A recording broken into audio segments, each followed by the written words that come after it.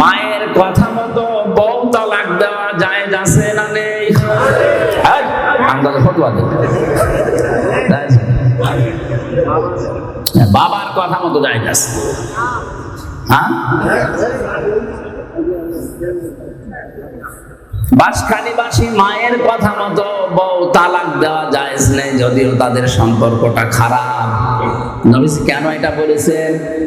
কারণ আল্লাহ নবীকে আল্লাহ জানিয়েছেন দুনিয়াতে যত ফেরেশতা মার্কা মানুষ বউ শাশুড়ির সম্পর্ক একেবারে মা মেয়ের মতো 100 ভাগ হয় না। শাশুড়ি সবসময় চিন্তা করে লোকের মেয়ে, বউমাও চিন্তা করে আপন মা না। এক গাছের ছাল অন্য গাছে ছোড়া দিলে যেমন লাগতে চায় না, 100 ভাগ ওরকম মেলে না। এই জন্য অধিকাংশ পরিবারে সন্তান বিয়ে করার পর থেকেই বইয়ের গোতাগতিতে আলাদা হয়ে যায়। আমার আল্লাহর দিকে আমি তাকিয়ে বলছি, আমার মনে হয় যে সমস্ত বউর কারণে মাগুলো আলাদা করে দিচ্ছি, এই বউর কাছে যদি তার আপন মার বাবা 2 দিন 5 দিন না 10 বছরও থাকে, কোনদিন স্বামীকে বলবে না যে আলাদা করে দাও, বলবে? আল্লাহ আমাদের মনের খবর আগে থেকে জানে, আমাদের আচরণ এই জন্যই জানিয়েছেন নবীজির মাধ্যমে যে মায়ের কথা মতো অন্তত বউকে তালাক দিতে পারবা না। হ্যাঁ, বাবার কথা মতো পারবা যদি বাবা দেখে যে বউমার চরিত্র উলটপালট, ইসলামের নিয়ম কানুন মেনে চলে না, ক্ষতি হয়ে যাচ্ছে ইসলামের, তখন যদি সন্তানকে বলে যে বাদ দেওয়া লাগবে, বাবার কথা মতো আল্লাহর বিধানের দিকে তাকিয়ে হলে বাদ দেওয়া যায় যাচ্ছে। তাহলে এখান থেকে মাসলা বের হলো 2টা। মায়ের কথা মতো যত খারাপই হোক বউ তালাক দেওয়া, বাবার কথা মতো জায়েজ আছে। হযরত ওমরের সন্তানকে হযরত ওমরের কথা মতো আব্দুল্লাহ তালাক দিয়েছিল। হযরত ইব্রাহিম আলাইহিস সালামের ইঙ্গিতে ইসমাঈল নবী আলাইহিস সালাম তার স্ত্রীকে তালাক দিয়েছিল। কথা বলেন না কেন? আমি কথা বলছিলাম মা বাবার সাথে আচরণ খারাপ করা ভালো করার বিষয়ে বলতে বলতে আল্লাহ শেষ পর্যন্ত এমনও জানালেন, কথা যদি বলতে চাও উঁচু গলায় মাথা উঁচু করে কর্কশ ভাষায় তো বলবাই না, কথা বলতে চাইলে মাথা নিচু করে প্রেসিডেন্টের সামনে প্রধানমন্ত্রীর সামনে দাঁড়িয়ে যেভাবে নরম সুরে বলো, ঠিক ওই কায়দায় বলো। আল্লাহ তা কায়দা শিখিয়েছেন। দেখেন তো পরের আয়াতে, অখফিলাহুমা জানাহাযুল্লি মিনার রাহমা ওয়া কুর রাব্বিরহামহুমা কামা রাব্বায়ানি সাগীরা। জবান খুলে এই ময়দানে আল্লাহ শেখানো দোয়াটা একবার পড়েন, রাব্বিরহামহুমা কামা।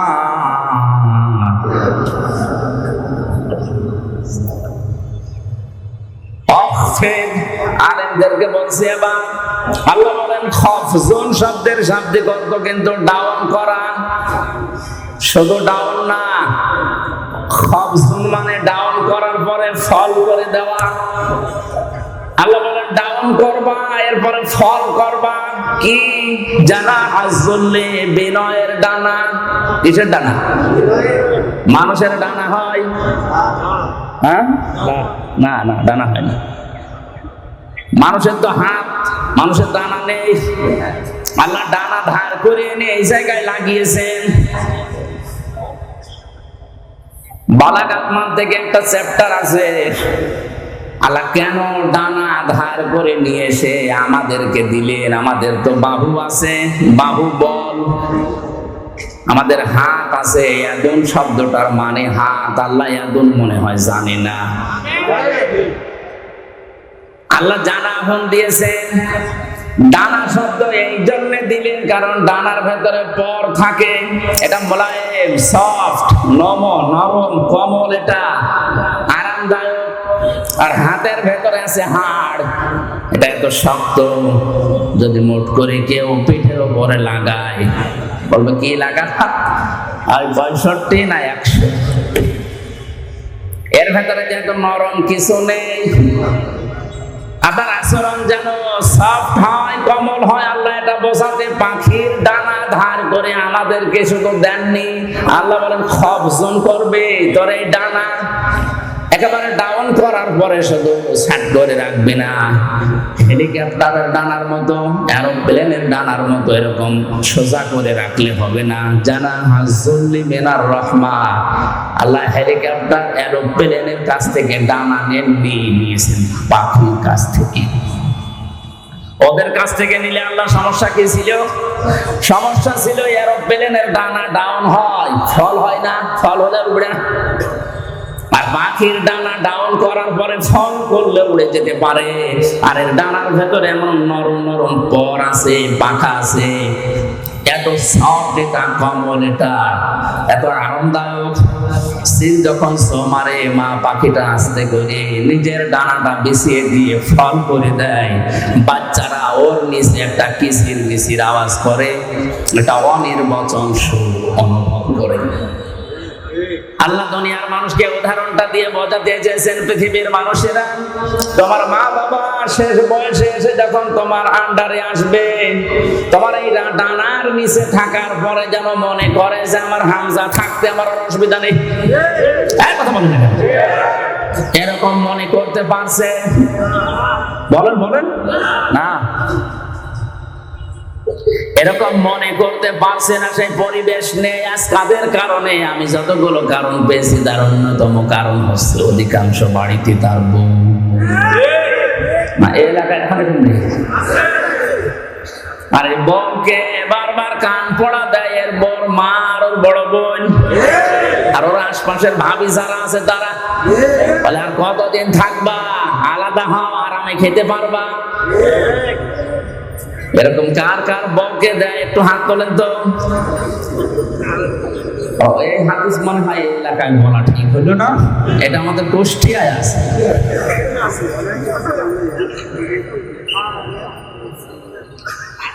সম্মানিত মা বোনেরা, কোন প্যান্ডেলে আছেন আমি জানি না, একটা স্বামীও হাত তোলেনি। আপনাদের চরিত্র কত ভালো, এরা হাত না তোলার পেছনে কারণ আছে দুইটা। এক নম্বরে যদি কেউ হাত তোলে ক্যামেরা হচ্ছে, ও বাড়ি গিয়ে ইউটিউবে দেখবে আমার লোক হাত তুলেছে, আপনার হাত বন্ধ করে দেবে।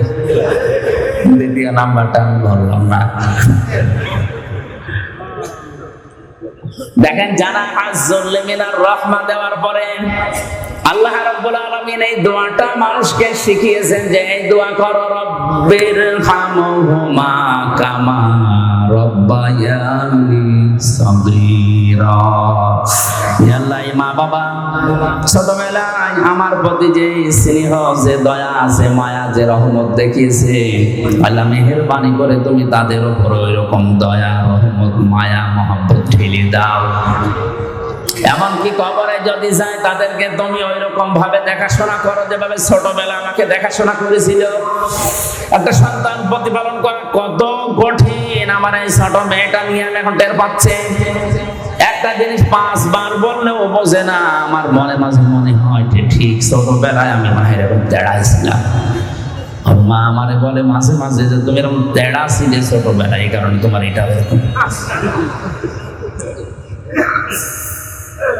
আমার ভাইরা, আমার কথা বোঝানোর বিষয় ছিল মা বাবার প্রতি ভালো ব্যবহার করা, ইহসান করার কথা আল্লাহ বলার পরে জানিয়েছেন কেন করবা জানো? কারণ তোমার এই মা তোমাকে পেটে বহন করেছে, কষ্টের পরে কষ্ট সহ্য করে, এবং দুধ পান করিয়েছে 30 মাস।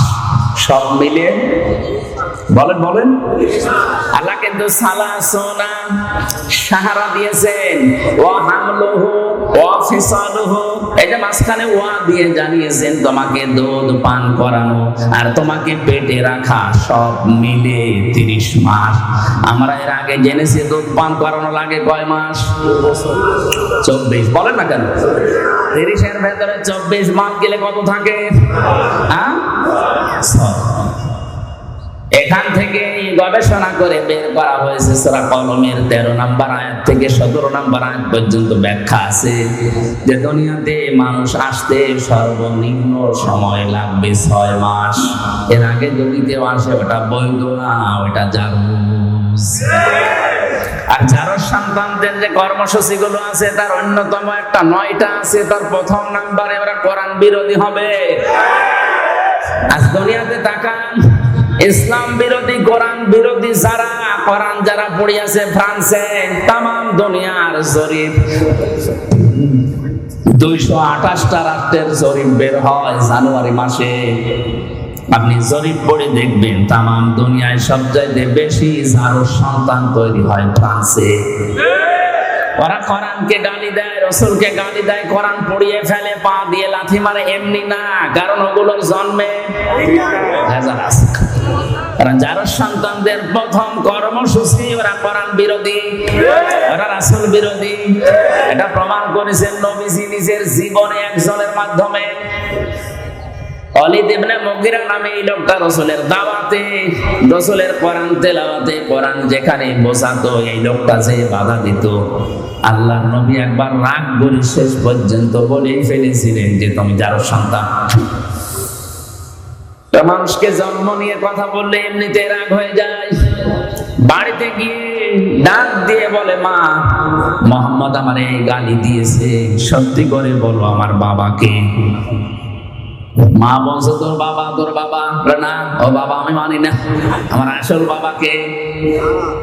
জোড়াজুড়ি করার শেষ পর্যায়ে মা ডাক দিয়ে বলে, বাবা এ কথা করে কে বারবার জিজ্ঞাসা করতে বলে, বলে মোহাম্মদ আমারে গালি দিয়েছেন, আমি কি যার সন্তান?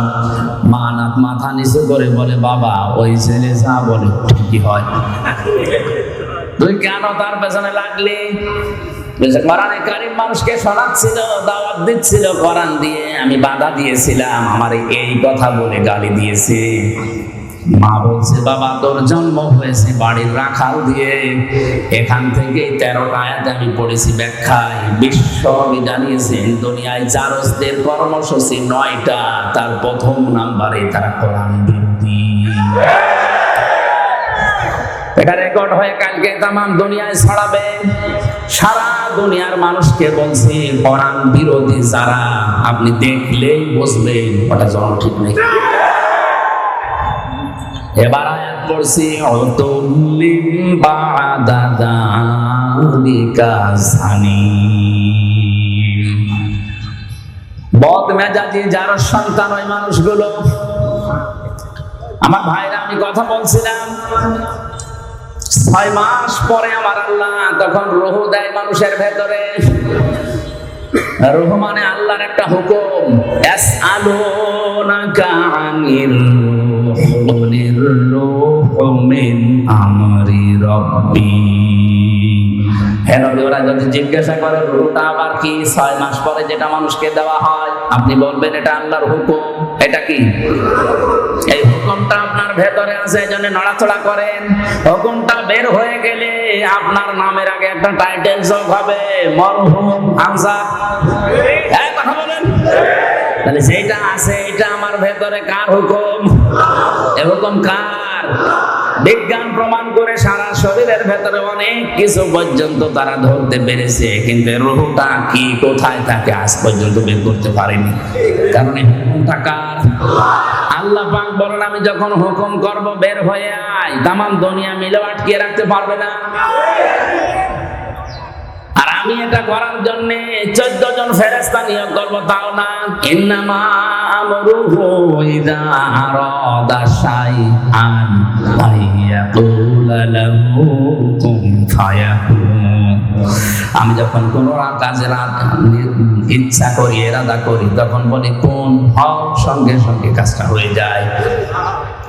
মানুষের ভেতরে আল্লাহ রূহ দেওয়ার পরে খাবারের উদ্রেক তখন দেখা দেয়। খাবারের প্রয়োজনে দুনিয়ার কোন মানুষ সেখানে কিছু পাঠাতে পারে না। আল্লাহ নিজের পক্ষ থেকে মায়ের মাসিক অংশ বন্ধ করে দিয়ে খাবারের ব্যবস্থা করে। এমন একটা খাবারের ব্যবস্থা 6 মাস আগে গরম করে আল্লাহ রেখে দেন। দুনিয়ার বিজ্ঞান প্রমাণ করেছে এর ভেতরে আল্লাহ সব কিছু লুকিয়ে রেখেছে। এই জন্য পৃথিবীর কোন মানুষ যদি কিচ্ছু না খায়, জন্ম থেকে মৃত্যু পর্যন্ত শুধু দুধ খায়, তাও সে বেঁচে থাকতে পারবে।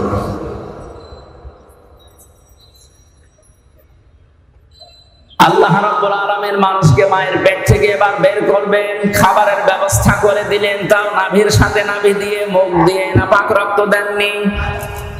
তাফসিরে মুফাসসির লিখেছেন নাপাক রক্তটা মুখ দিয়ে না দিয়ে নাভির সাথে দিয়েছে এই জন্য দুনিয়ার মানুষকে আল্লাহ জানাতে চায়, বান্দা নাপাক জিনিসদের মুখ দিয়ে দিলাম না, দুনিয়ায় সে এই মুখটা দিয়ে আমি আল্লাহর কোরআন পড়বি, আমি আল্লাহর নামের জিকির করবি।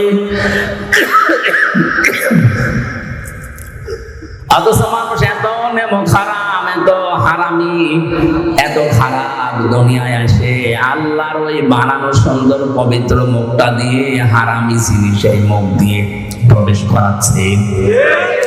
যত রকমের হারাম জিনিসে মুখ দিয়ে প্রবেশ করায়। আল্লাহ এই জন্য কাইফা শব্দটা দিয়েছেন। আমি এই শব্দের ব্যাখ্যা করতে গিয়ে একটু চলে গিয়েছিলাম। আল্লাহ বলেন কাইফা তাকফুরুনা বিল্লাহ, কেমন করে আমার সাথে নাফরমানি করো? আমার তো বিশ্বাস হতে চাই না, কারণ যে পর্যায়ে ছিলে এখান থেকে পর্যন্ত আনতে কেউ ভূমিকা পালন করেনি। তোমার মা বাবার দায়িত্ব ছিল শুধু বিছানায় থাকা, বাকি যা করার করেছে কি? এতটুকু আল্লাহ শেষ করেননি।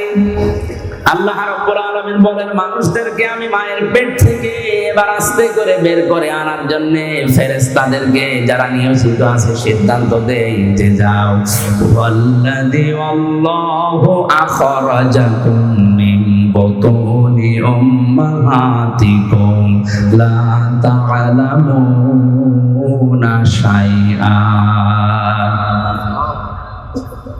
মায়ের পেট থেকে আস্তে করে আমি বাচ্চার আকারে বের করে আনি এমন অবস্থায় যখন সে কিছুই জানতো না। ওয়াজআলা লাকুমুস সামআ ওয়াল আবসারা ওয়াল আফিদা লাআল্লাকুম তাশকুরুন। শ্রবণ শক্তি, দর্শন শক্তি, বাক শক্তি, আকল শক্তি, ঘ্রাণ শক্তি, এই পাঁচটা আমি আল্লাহ রব নামের কারণে মানুষকে দান করি। আল্লাহ কি করেন বলেন? বলেন আল্লাহ আপনাকে দয়া করে দান করেছে।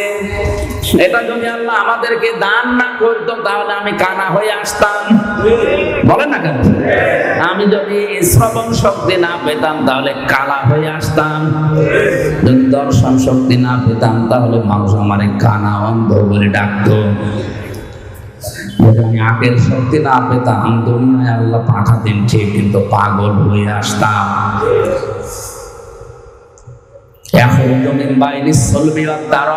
শব্দের ব্যাখ্যায় ডক্টর মরিস বোকাইলি, আমি অনেকগুলো তাফসিরে পেয়েছি, কিন্তু এই জায়গায় যে অনেক বিজ্ঞান, সায়েন্স এবং বাইবেল নিয়ে একটা বই লিখেছিলেন, ওখানে আয়াতের ব্যাখ্যা করতে গিয়ে সুন্দর একটা তথ্য দিয়েছেন। লিখেছেন মায়ের নাপাক পানির ভেতরে বাবার নাপাক পানি প্রবেশ করে আমার আল্লাহ 4-8টা জিনিস বানান। চুল, রগ, হাড় আর পর্দা, রক্ত, গোশত, চর্বি আর চামড়া। মায়ের ওই নাপাক জিনিস বাবার ওই নাপাক জিনিস দিয়ে 4-8টা জিনিস হয়। বিজ্ঞান এখন জানিয়েছে মানুষ তৈরি করার জন্য কমপক্ষে 13টা উপাদান লাগবে। কয়টা? মার বাবা দিয়েছিল 8টা, ওইটাও আল্লাহ বানিয়েছে। আর আল্লাহ নিজের পক্ষ থেকে মানুষের ভেতরে আরো 5টা জিনিস স্পেশাল ভাবে দেয়। এটা কিছুক্ষণ আগে যেটা সূরা নাহলের 78 নম্বর আয়াতের শেষের দিকের অংশ দিয়ে বললাম, ওয়াজআলনা লাকুমুস সামআ ওয়াল আবসারা ওয়াল আফইদা। এখানে 3টা আছে, আর সূরা নূরের ভেতরে আছে 2টা। এই 8, 5, 13টা জিনিস যখন এক হয়ে যায়, ফেরেশতারা জিজ্ঞাসা করে রব্বুল আলামিন এটাকে কি আমরা এখন ছেলে বানাবো না মেয়ে বানাবো? সিদ্ধান্ত দেওয়ার মালিক কে? যারা মেয়ে হলে বা ছেলে হলে রাগারাগি করে স্ত্রীর সাথে, রাগারাগি স্ত্রীর সাথে নাও, যেন করছে প্রকারান্তে আল্লাহর সাথে। কারণ এর দায়িত্ব তো আপনার মা বাবার না, স্ত্রীর না, স্বামীরও না, দায়িত্ব কার? ফেরেশতারা কমপ্লিট করে জিজ্ঞাসা করে আল্লাহ যদি বলেন ছেলে বানাও, দুনিয়ার কামাম একদিক হয়ে গেলে সিদ্ধান্ত মোড়াতে পারবে না। আল্লাহ দয়া করে কাউকে প্রথমে মেয়ে দান করে, এটা কোরআনে সূরা শূরায় আছে। ইয়াখলুকু মা ইয়াশা ইয়াহাবু লিমান ইয়াশাউ ইনাসান ওয়া ইয়াহাবু লিমান ইয়াশাউ যুকুর। আও ইউযাওযিজুহুম যুকরানা ওয়া ইনাসা ওয়া ইয়াজআলু মান ইয়াশাউ আকিমা ইন্নাহু আলিমুন কাদির। তিনি সৃষ্টি করেন, কাউকে মেয়ে দেন, কাউকে ছেলে দেন। আগেকার কথা আরো জোরে বলেন। মেয়ের নাম আল্লাহ আগে দিয়েছেন, এই জন্য আয়াতের তাফসিরে বিশ্বনবী মুহাম্মদুর রাসূলুল্লাহ নিজেই যাচ্ছেন, রুহুল মানিতে আছে আল্লাহ মেয়ের নাম দিয়ে আরম্ভ করেছেন। এই কারণে আল্লাহ মেয়ের প্রতি বেশি খুশি। কারণ যে ঘরে একটা মেয়ে আসে, নবীজি বলেন ওই ঘরে একটা জান্নাত আল্লাহ পাঠায়। ওর উপরে যদি 4টা দায়িত্ব তার মার বাবা গার্জিয়ান পালন করে, কিয়ামতের দিন আমি নবী গ্যারান্টি দিচ্ছি, সবাই যখন মেয়ের প্রতি 4টা দায়িত্ব পালনকারী মা বাবা আর গার্জিয়ান আমি নবীর সাথে এভাবে পাশাপাশি থাকবে। মা বাবা আর গার্জিয়ান যারা আছেন, 4টা কাজের প্রথম নাম্বারে তার সুন্দর নাম রাখা। কে নাম? বলেন বলেন। একটা অর্থবোধক নাম রাখতে হবে। আপনাদেরকে আমি বলছি, অনেকে স্বামীর সাথে নাম জুড়ে নিজের নাম লেখে না, এটা জায়েজ না। আপনি নাম লিখবেন বাবার নামের সাথে, কারণ স্বামী আজ আছে কাল নেই। কথা বলেন না। আজকে যদি আপনার স্বামী তালাক দিয়ে দেয়, কালকে ওর সাথে দেখা করা কি? কথা বলেন। আপনার বাবার সাথে তালাক হবে? হবে না। এই জন্য মায়ের নাম, ছেলের নাম, মেয়ের নাম বাবার সাথে মিলিয়ে রাখা দরকার। কারণ কিয়ামতের দিন আল্লাহ বাবার নামের সাথে মিলিয়ে আপনাকে ডাক দেবে। তাদেরকে আমি ডাক দেব তাদের বাবার নামে। এই জন্য আমার নাম আমির হামজা, আমার বাবার নাম রিয়াজ, হামজা বিন রিয়াজ, রিয়াজের ছেলে হামজা। আমার মেয়ের নাম মাওয়া। ও যদি নাম লিখতে চাই এভাবে লিখতে পারবে, মাওয়া বিনতে হামজা, হামজার মেয়ে মাওয়া। কথা বুঝতেছি? এখন স্বামীর নামের সাথে যদি মিলিয়ে কেউ লেখে, আমার স্ত্রীর নাম মনে করেন তানিয়া, আমার নাম আমির হামজা, ও তানিয়া আমির লিখে দিল। 2 দিন পরে যদি ওর সাথে আমার তালাক হয়ে যায়, ওর মুখ দেখায় তো আমার জায়েজ নেই। কিন্তু আমার মেয়ে মাওয়ার ফারিহা, একেবারে মরণ পর্যন্ত ওদের সাথে সম্পর্ক কোনোদিন কাট হওয়ার সম্ভাবনা আছে। আশা করছি মাসলাটা বুঝেছেন। এখন থেকে বাবার নামের সাথে মিলিয়ে দেবেন, স্বামীর নামের সাথে না। মেয়ে যেই ঘরে আসে, সুন্দর একটা অর্থবোধক নাম তার রাখা দরকার। কিয়ামতে আল্লাহ যদি মানুষকে মাফ করতে গিয়ে একেবারে কিছু না পায়, একটা নাম যদি পায় সুন্দর ইসলামী নামের ওসিলাতে হলেও আমার আল্লাহ শেষ পর্যন্ত মাফ করবে।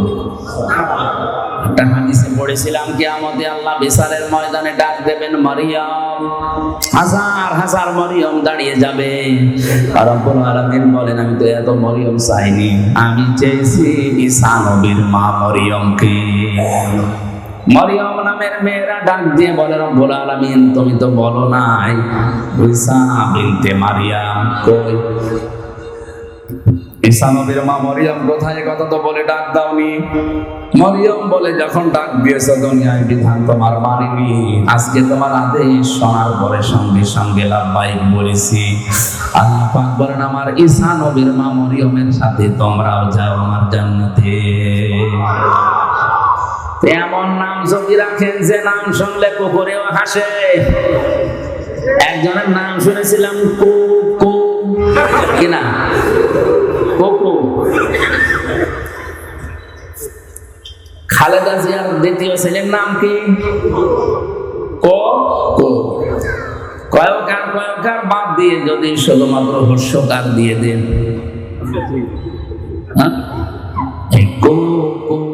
ওর দাদি যদি ডাক দেয়, যার দাঁত নেই, কি বলে ডাকবে? বলবে কুকুর পানি নিয়ে আয়। বিশ্ববিদ্যালয়ে থাকাকালীন আমার এক স্যার গল্প বলছিলেন, এক লোকের নাম ছিল ফ্যানসাটা। লোকজন গরিব মানুষ তাই জন্য ওই নামেই তারে ডাকে। ধনী হয়ে গেছে লোকটা, এখন টাকা পয়সার মালিক। চিন্তা করছে আমার এত কিছু হয়েছে, কিন্তু নামটা হবে না। এলাকার মেম্বার, চেয়ারম্যান মানুষদেরকে ডাক দিয়ে গরু জবাই করে খাওয়িয়েছে। বলছে আমার নামের পরিবর্তন করবো আজকে। পোস্টার তো ছাপিয়েছে, পোস্টার এবার উদ্বোধন করবে চেয়ারম্যানকে দিয়ে। চেয়ারম্যান মাইক হাতে নিয়ে বলছে, ভাইরা আমার, বোনেরা আমার, লোকটা এতদিন গরিব ছিল, এই জন্য নামে সমস্যা ছিল না, কারণ গরিব মানুষের নাম হলেও হয়, না হলেও অসুবিধা নেই। আজকের টাকা পয়সা, অর্থ সম্পদ, সম্মানিত মানুষ আল্লাহ তাকে বানিয়েছে, আজকে নামের পরিবর্তন করতে চাই। আপনাদের সবাইকে খাওয়াইয়েছে, আমিও খেলাম, আজকে থেকে ওর নাম আমি পাল্টিয়ে দিলাম। ওর নাম এখন থেকে ফ্যানসাটা নয়, নাম হবে মধুসাটা। লোকটা মাইক হাতে নিয়ে বলছে, ভাইরা আমার গরু ছাগলও গেল, এলাকার মানুষ আমার বাড়িতে দাওয়াতও খেলো, আমার নামেরও পরিবর্তন হলো, কিন্তু নাম থেকে চাটাটা আর গেল না। আগে ছিলাম ফ্যান চাটা, এখন কি চাটা? এখানে আপনারা যারা গার্জিয়ান আছেন, মা বাবা, বড় ভাই, তারা সন্তানের নামটা রাখবেন এমন ভাবে, অন্তত নামের প্রভাব যেন তার কর্মজীবনে পাওয়া যায়। আসাদ, আসাদ মানে কি? সিংহ। আসাদ মানে এরকম নাম যদি অর্থবোধক রাখেন, আসাদুজ্জামান, জামানার সিংহ বড় হয়ে যেন ইসলামের সিংহ হতে পারে। আসাদুল ইসলাম, শান্তির সিংহ, শক্তিশালী, মজবুত। এরকম ইসলামের জন্য আমাদের সিংহ মার্কা পুরুষ দরকার আছে না নেই? নাম রেখে দিয়েছে বল্টু। এখানে অর্থবোধক একটা নাম রাখা। 2 নম্বরে শুধু নাম রাখা না, তার পেছনে খরচ করা। একটা সন্তান প্রতিপালন করতে গিয়ে যদি কেউ খরচ করে, মেয়ের পেছনে কিয়ামতের দিন ওই টাকা পয়সার হিসাব আল্লাহ নেবেন না।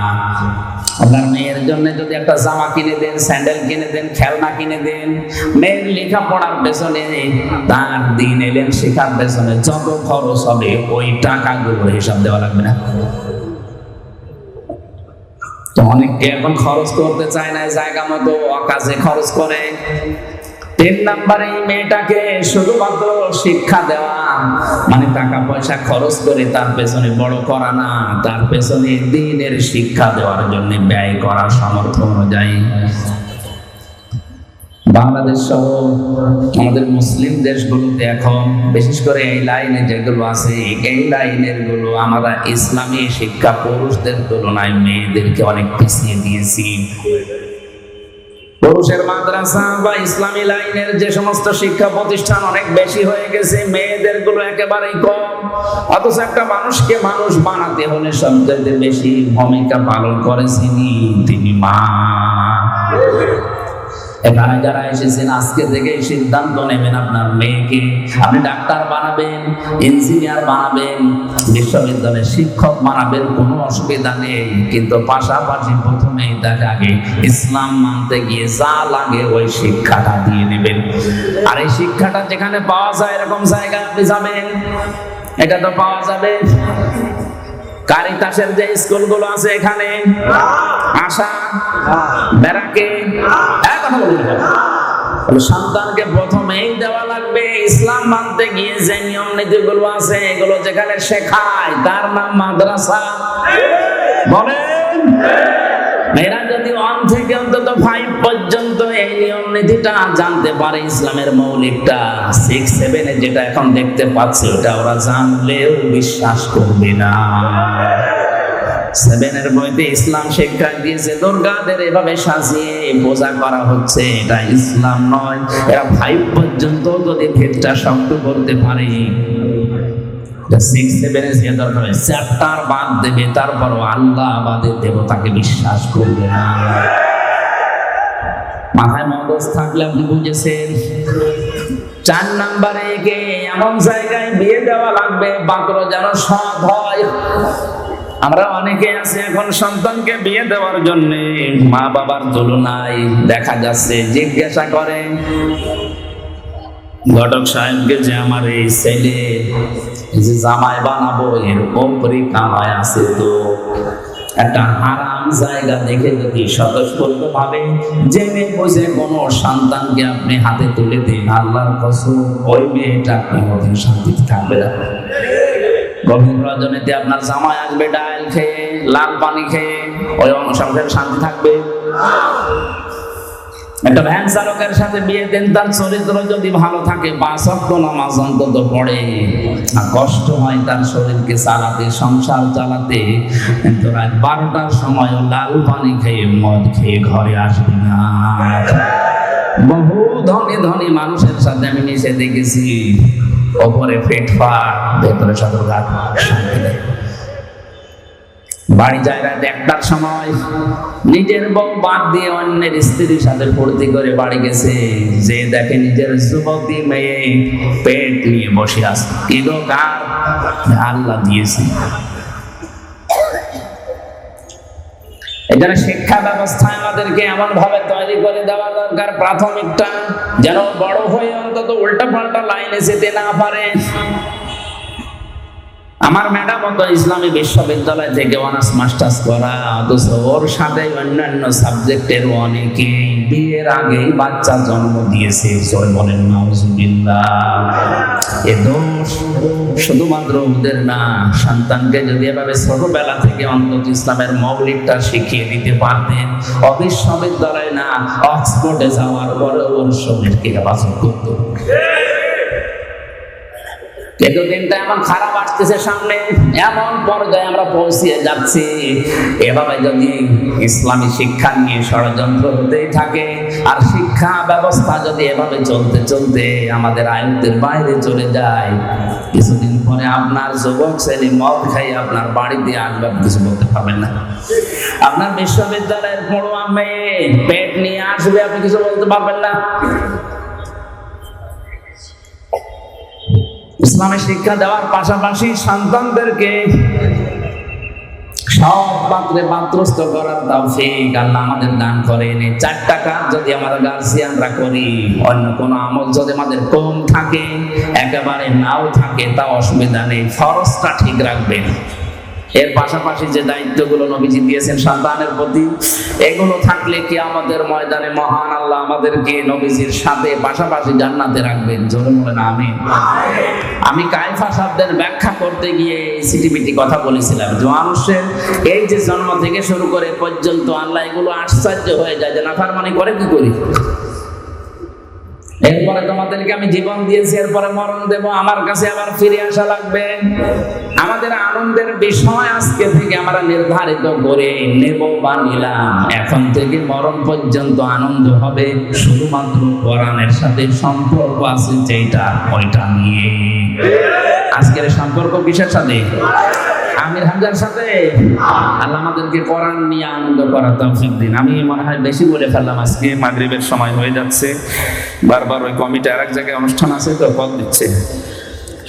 এই পাশে আর একটা মাহফিল আছে এশার পরে, মনে হয় নাকি 9টা 9:30টার দিকে, ওখানে দেখি শেষ করা যায় কিনা। আল্লাহুম্মা আমিন। বারাকাল্লাহু লানা ওয়া লাকুম ফিল কোরআনিল আযীম। আজকের এই মাহফিলে অনেক আশা নিয়ে আমরা এসেছিলাম, যে আশা নিয়ে এসেছে আমাদের জায়েজ আশাগুলো পূর্ণ করে দাও। যে যুবকগুলো কোরআন শোনানোর জন্য ব্যবস্থা করে দিল, যারা বাইরের দেশ থেকে টাকা পয়সা পাঠালো, আল্লাহ এই যুবকদেরকে তুমি মঞ্জুর করো। বারাকাল্লাহু লানা ওয়া লাকুম ফিল কোরআনিল আযীম। আলহামদুলিল্লাহি রাব্বিল আলামিন।